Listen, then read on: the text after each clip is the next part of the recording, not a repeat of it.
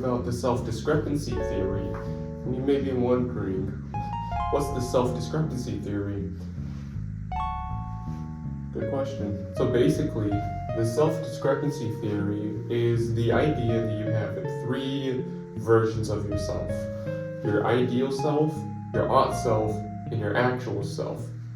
Let me draw it out for you. It's the idea that you have your ideal self, your ought self, and your actual self. And the discrepancy part comes in whenever not all three of these actually match up with each other. Whenever you feel some disconnect between your ideal self, your ought self, and your actual self. But before we can get into that, I want to explain what each one of these, before we can get into that, I want to explain what each one of these selves, in quotations, actually means. So we're going to talk first about your ideal self. This is who you want. This is who you strive to be. In other words, your ideal version of yourself. Okay, so let's write this out. So this is who you want to be. What traits you want. So being like humble, kind, funny, awesome. It comes with a lot of those as well. Not only that, but it can also be based off of like a role model, So like say your grandparent, your parent in general, your friend, Ryan Gosling. It doesn't really matter. It's just who you want to be. Your ideal version of it, yourself. Who's my ideal version of myself? Ryan Gosling. It all depends on what you want, okay? And so you gotta like think about that. What do you want? Who do you want to be? Do you want to be Ryan Gosling? I do. Or do you want to be someone a little bit more suave, like Michael Bublé, Justin Timberlake? It doesn't really matter. It's just who you want to be. Period. Like your ideal version of yourself. One of the other forms of yourself in this self-discrepancy theory is your ought self, or who you ought to be, like who people tell you should be. So people might say, yo, you need to be, don't say yo. So people might come up to you and say, hey, you gotta be more mature, you gotta be more sophisticated, you gotta be smarter, you gotta be nicer, you gotta be more financially smart with your money. It's all those you should be this. That's where your ought self is. It can also come with like life skills that people think that you should have. So like the ability to cook, the ability to clean, the ability to apply yourself, people skills, being able to sit down in church and not like fidget around. People tell you how to be able to do these things. It's mainly said in a critical tone, at least to me, from what I've seen. People usually do it whenever they're critiquing you. So it's like you're messing around. So let's say you take your shoe and you're doing like this number, and people are like, hey, you ought to be like more mature than that, You can't be flinging your shoe around and doing all that jazz. And it's like, well, I'm just trying to have fun, man. But yeah, so it's your perception and others' perceptions of who you ought to be. That's your ought self. Ought. So the third form of yourself is the actual self right here. And this is who you actually are. So who you perceive to be yourself and who people also perceive you as. It can be you're funny, you're kind, you're caring, but we gotta be realistic with ourselves here, okay? You can also be judgy, snappy, frankly kind of it's who you are.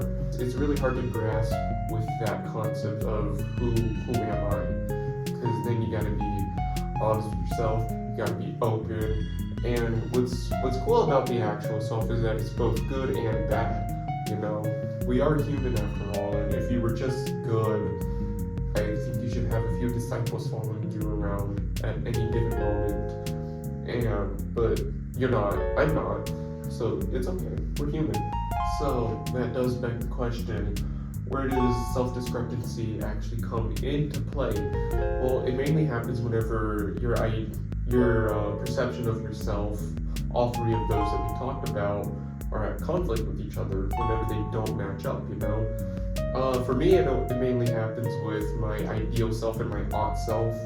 So like whenever people tell me who I ought to be, then it makes me think about how that conflicts with my ideal version of me, and then it makes me feel weird, and I overthink it, and it's mainly your ideal self and your ought self. But by extension, your actual self also comes into play, because you start thinking about why people are telling you ought to be this way, and then you start thinking, oh, what about me? What's so bad with me? And then you start getting sad, and then you start wanting to change something, and then you eat ice cream. It's a whole process, that happens with me too. People come up to me and they're like, Gavin, you ought to be a bit more mature for your age. You can't be playing tap the foot in the middle of a store, You're older than that, you gotta act your age. And I'm like, well, I'm just having fun. And then I'll be thinking, well, why do they tell me that? Wait, what's wrong with me now? Am I actually childish? Should I try to follow this more mature path that people tell me I ought to take? Or should I follow my ideal version of myself where I just want to have fun? And then I start overthinking it, and then I get a bit depressed, and then I go out to Freddy's and eat ice cream, and I spend like $5 on that, and then I think to myself, oh my god, I ought to not spend $5 on ice cream, and then I'm sitting there eating the ice cream, and it's a whole process. I don't really like it. But that's where the self-discrepancy comes in, It's whenever nothing makes sense about yourself. That's okay, man. It's not bad, You're not bad for what other people tell you should be, Because at the end of the day, who really knows you besides you? So now we're going to talk about some side effects of your self-discrepancy. And, it kind of sucks, because then you start overthinking about things, about how you are, about how things are going, and then it can start like a cycle of depression. And what a cycle of depression is whenever you're sad already, so like you're depressed, and then you get depressed about being depressed, and then you get depressed about that, and then you get depressed about being depressed, and you see where this is going. It can also lower your self-esteem. It can make you feel worthless in a way. It can make you feel as if you're not good enough, like a disappointment. And it can also spiral out of control farther than that. But we're not going to get into that right now. And something else that can happen during this is you can start thinking about how should I be? What should I listen to? Should I listen to myself, or should I listen to other people? Because let's be real, other people, we like to think other people don't know better, but sometimes they do have a point, and it's a big ego blow to me. So you start thinking about, should I be this version of me? Should I be that version of me? Can I combine the two in any way? What's wrong with me right now? It's just a big depresso espresso. And then you start thinking about what should my ideal self be? Who should I be? Who should I follow to be? Or which kind of person should I be? Who do I want to be? And then it starts getting deeper and deeper and deeper, and it just doesn't really stop ever until you accept yourself. Here's my take on it. You ought to be your ideal self, or you ought to try to be your ideal self. Because one of the best pieces of advice that I've ever gotten was from my therapist, and he told me to follow your heart, which is cliche, yeah, I know, but it makes a lot of sense too. Because who else is gonna make you happy? If you're not living for yourself, who are you living for? That kind of thing. It's nobody else can make you happy. besides you.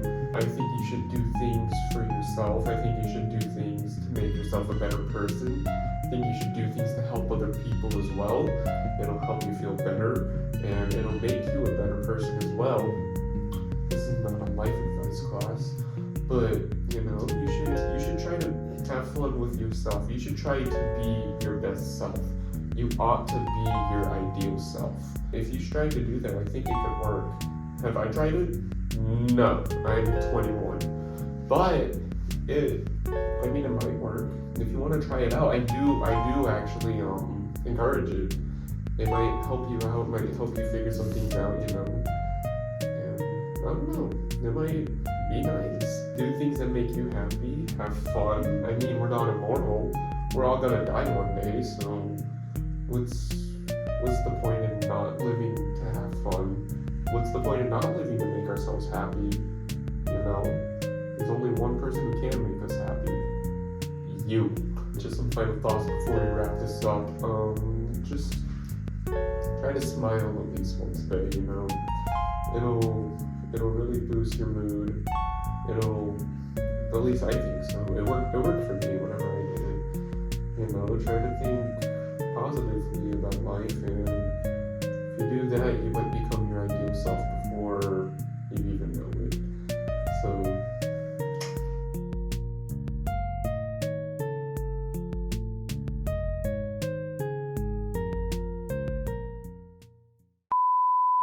and it might also come to life skills that you ought to know. So cooking, cleaning, driving. I don't have another one, but it's everything you ought to be. It can also come with skills that people tell you that you need to do. So cooking, cleaning, finance. Messed it up, yeah. Because you might also be judgy. You might also be kind of a jerk. You can also be what I put here. And I mean, that's just what happens with me too. Because people tell me, hey, Gavin, you ought to be more mature, for your age. I'm surprised you're being in college.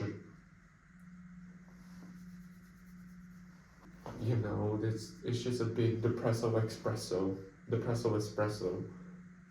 The Depression Express. It just doesn't really stop ever until you accept yourself, or something like that. Just some final thoughts before we wrap this up. I don't actually have any final thoughts, man.